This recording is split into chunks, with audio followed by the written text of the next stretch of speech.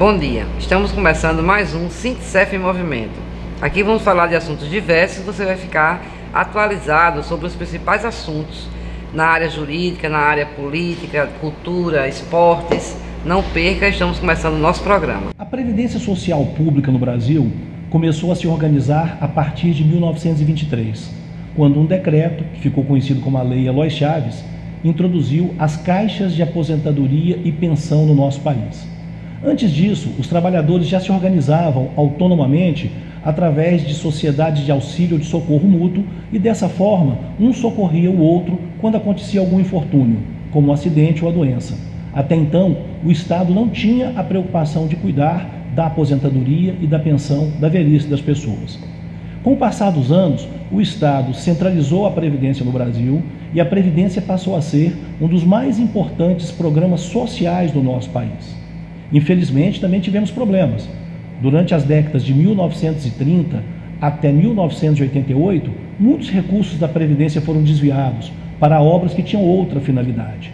O dinheiro da poupança dos trabalhadores foi utilizado, por exemplo, na construção da Companhia Siderúrgica Nacional, na construção de Brasília, na implantação de ferrovias e rodovias, na Transamazônica, na Ponte Rio-Niterói, na Companhia Hidrelétrica do São Francisco. E esse dinheiro nunca retornou aos cofres públicos. Apesar disso, a Previdência nunca deixou de pagar um único benefício que seja para algum aposentado ou alguma pensionista, demonstrando a sua força e a capacidade que os trabalhadores brasileiros têm de construir uma previdência social solidária e forte ao longo dos anos. O atual modelo de previdência que está vigente no nosso país, ele foi instituído pela Constituição Federal de 1988 e é um modelo bastante avançado. A Previdência, na verdade, faz parte da Seguridade Social. A Seguridade Social está prevista no capítulo dos direitos sociais e abrange 3 áreas. A primeira delas é justamente a Previdência, as aposentadorias, as pensões, os benefícios, os abonos, os auxílios que são pagos pelo INSS aos trabalhadores que têm carteira assinada. Já os trabalhadores do serviço público têm os seus regimes próprios de previdência. Segunda área, que é abrangida pela Seguridade Social, é a saúde, através do SUS, um Sistema Único de Saúde universal, em que qualquer cidadão ou cidadã tem acesso, independentemente de ter carteira assinada ou não. E o terceiro pilar da Seguridade Social no Brasil é a assistência social, através do pagamento de benefícios àquelas pessoas mais pobres que não têm como se manter na velhice. É, portanto, um sistema de proteção social bastante amplo e que conta, inclusive, com receitas próprias, que foram determinadas também na Constituição de 88. Por exemplo, a COFINS, Contribuição para o Financiamento da Seguridade Social, a CSLL, Contribuição Social sobre o Lucro Líquido, as receitas dos prognósticos, da loteria e outros jogos de prognóstico que existem no Brasil, também contribuem para o financiamento da Seguridade Social.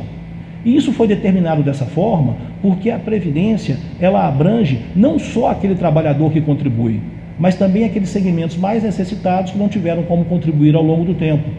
E a Constituição de 88 também procurou corrigir injustiças, como, por exemplo, o amparo ao trabalhador rural, evitando o êxodo para as grandes cidades, que acabava gerando problemas de moradia, de saneamento, de desemprego, todos aqueles que a gente conhece, nós que moramos nos grandes centros urbanos do país. Essa previdência social está em risco, ela está ameaçada. Infelizmente, isso começou bem antes. A partir de 1998, a Previdência Social sofreu uma série de reformas que foram, aos poucos, dilapidando esse patrimônio, desconstruindo essa conquista que está prevista na lei maior do país, que é a Constituição Federal. No caso em particular dos servidores públicos, nós tivemos redução dos seus benefícios, a quebra da integralidade, da paridade dos vencimentos. No caso dos trabalhadores do setor privado, a redução do teto para o pagamento das aposentadorias, que já foi de 20 salários mínimos no Brasil e hoje não chega a 6 salários, embora as pessoas contribuam durante muitos anos ao longo da sua vida laborativa. A atual reforma que está em curso é a mais radical de todas. E ela, na verdade, pretende acabar com o atual sistema, que é um sistema solidário, mutualista, em que a geração que está na ativa contribui financeiramente pagando os benefícios daqueles que já se aposentaram e que lá atrás contribuíram para que a Previdência seguisse existindo. Com todos os problemas que a Previdência tem no Brasil, eu repito, nunca se deixou de pagar um único benefício a um aposentado ou a um pensionista. E isso agora está efetivamente em risco. Por quê? Porque o atual governo quer acabar com esse sistema solidário e introduzir um sistema de contas individuais, em que o trabalhador, sem a contribuição patronal e a contribuição da sociedade, ele tem que sozinho arcar com o pagamento da sua aposentadoria quando alcançar a velhice. E isso é de uma perversidade enorme, porque como que uma pessoa sozinha vai conseguir arcar com isso? O atual sistema é um sistema tripartite, tem contribuição da sociedade, do trabalhador e do empregador, incluindo aí o Estado, os municípios, a União Federal. E funcionou bem até agora por isso. O alardeado discurso do déficit da Previdência, ele não corresponde à verdade. Essas receitas, como eu expliquei, que estão previstas na Constituição, elas garantiram superávit, sobra de caixa, durante os anos de 2005 em diante, quando os cálculos começaram a ser feitos. O superávit médio ao longo desses anos foi de 60 bilhões de reais, dinheiro mais do que suficiente para enfrentar o atual momento de turbulência que nós estamos vivendo. E o atual momento de turbulência que nós estamos vivendo tem a ver com as políticas e as opções econômicas dos governos, que não incentivam a geração de emprego, a formalização do trabalho, a carteira assinada. Ao contrário, eles estão precarizando, eles estão terceirizando a mão de obra. Hoje, praticamente toda família tem um desempregado que é obrigado a dirigir um Uber ou se inscrever como microempreendedor individual e sem ter a proteção necessária da Previdência. É lógico que a Receita está caindo em função disso. E como se não bastasse, outras medidas do governo para se apropriar das receitas e do orçamento da Seguridade vêm sendo implementadas ao longo dos anos. Por exemplo, a desvinculação de receitas da União, que vale até 2023 e que permite ao governo retirar 30% do orçamento da Previdência Social e investir aonde quiser. Aonde que o governo tem investido? No pagamento de juros e rolagem da dívida pública com os banqueiros, desvirtuando totalmente o sentido desse dinheiro. Um outro problema que não é atacado, a inadimplência, os caloteiros. Nós temos um déficit de aproximadamente 500 bilhões de contribuições não pagas ou não repassadas, porque tem aqueles empresários que descontam do trabalhador e não repassam para a Previdência Pública. Esses 500 bilhões, nós temos endereço, temos CNPJ em nome das empresas que devem. São empresas do agronegócio, são bancos, são grandes construtoras, todas conhecidas da população e conhecidas do governo. Esse dinheiro não é cobrado. Uma terceira questão que merece uma reflexão por parte da sociedade são as isenções fiscais que o governo dá para grandes empresas, diminuindo a tributação da linha branca dos automóveis. Isso, infelizmente, não serviu para aquecer o consumo, não serviu para gerar emprego e onerou ainda mais a Previdência, tirando os seus recursos. Agora, apesar de tudo isso, a Previdência seguiu superavitária. Essa campanha que está sendo feita na televisão tem um objetivo muito claro: é rebaixar o valor dos benefícios que a Previdência paga para que esses recursos vão para a mão do mercado financeiro, dos bancos, para gerir a Previdência, como já está acontecendo em outros países. Essa reforma em particular é muito perversa com os mais pobres. Veja você, ela aumenta a idade mínima de aposentadoria para 65 anos no caso dos homens e para 62 anos no caso das mulheres. É uma idade muito elevada. O argumento de que a população está vivendo mais, ele não cola, porque embora isso seja verdade, a expectativa de vida no Brasil é das menores em relação aos países da América Latina. Não vou nem falar dos países europeus, dos Estados Unidos.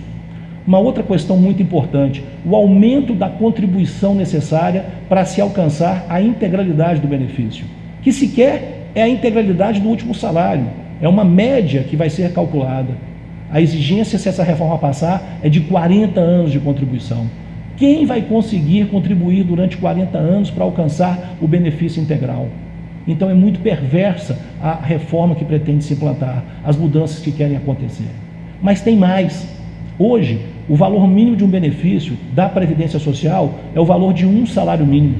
E essa reforma quer desvincular esse valor do salário mínimo. Sabe o que isso significa? Que a pensão vai ser menor que um salário mínimo, que o benefício de prestação continuada, que é pago para aquelas pessoas pobres, através da lei orgânica da assistência social, ele vai ser de R$ 400 para uma pessoa de 60 anos de idade. Ele só alcançará um salário mínimo aos 70 anos, quando então a expectativa de vida é muito pequena.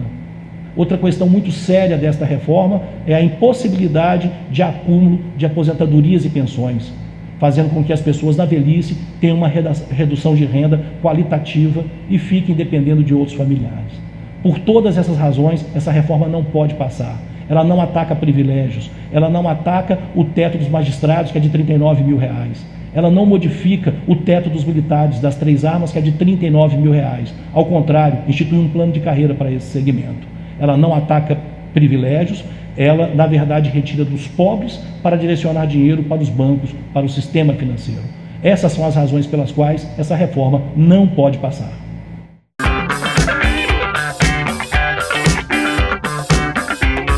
Bom dia a todos e a todas, estamos aqui com o Dr. Leonardo. Seja bem-vindo, Dr. Leonardo, obrigado por ter atendido nosso chamado mais uma vez. Sempre às ordens. E vamos estar tratando de um assunto um pouco delicado, né, que é uma demanda que vem aumentando, que é os avós tentar a guarda dos netos, né?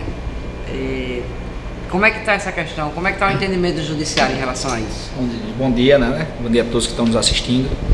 Gigi, assim, a gente percebe que alguns avós buscam o Poder Judiciário para tentar ter a guarda dos seus netos. Via de regra, essa guarda para passar para os avós ou para qualquer outra pessoa da família são em casos extremos, né? Quando a criança ou ela está sendo mal cuidada ou maltratada pelos pais, é a perda da guarda, né? Ou quando há a falta desses pais, né? O abandono propriamente dito, ou o falecimento. E aí os avós, ou seriam os ascendentes, né, de primeiro grau, eles podem pleitear essa guarda. Mas o que a gente vem observando e o Poder Judiciário começou a perceber era que em casos que não existia o abandono, os maus tratos, né, os avós estavam pleiteando por uma questão meramente econômica, né? Às vezes aquele avô, aquela avó que tinha uma condição econômica um pouco melhor do que os pais da criança, começavam a cuidar dessa criança, né? E pagar a escola, pagar plano de saúde, ser o responsável financeiro. E aí, por ter essa responsabilidade financeira, buscavam alterar a guarda dos genitores e passar a ter a guarda, ter o comando e o domínio das decisões sobre essa criança. O Poder Judiciário, na sua grande maioria, entende que essa questão econômica por si só não define essa possibilidade. Não justificaria, entendeu? Para a questão econômica. Se os pais eles são presentes, se eles têm a capacidade de educar e de exercer o pátrio poder, que é o que a lei fala, não justificaria essa dependência econômica aos avós, essa mudança de guarda. Então, lógico, cada caso é um caso, tem que ser analisado aquele caso em específico, mas via de regra, essa mudança de guarda só se dá em casos excepcionais. Então, se fosse só pela questão econômica, o Poder Judiciário ele vem, na sua grande maioria, impedindo essa mudança. Ele não entende que só a questão econômica é suficiente para essa mudança de guarda. Ok. Obrigado. De nada, até o próximo programa. Até o próximo.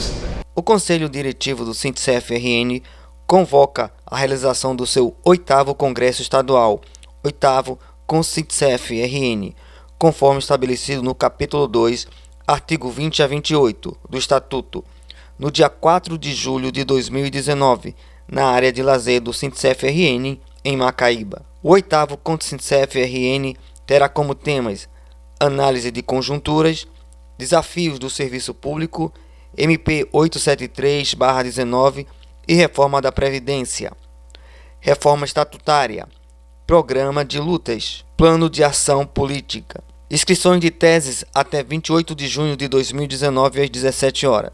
A formatação para as teses será fornecida pela Secretaria-Geral do SINTSEF-RN, Maria Giseuda da Rocha Fonseca. Estamos encerrando mais um SINTSEF em Movimento. Esperamos que vocês tenham gostado.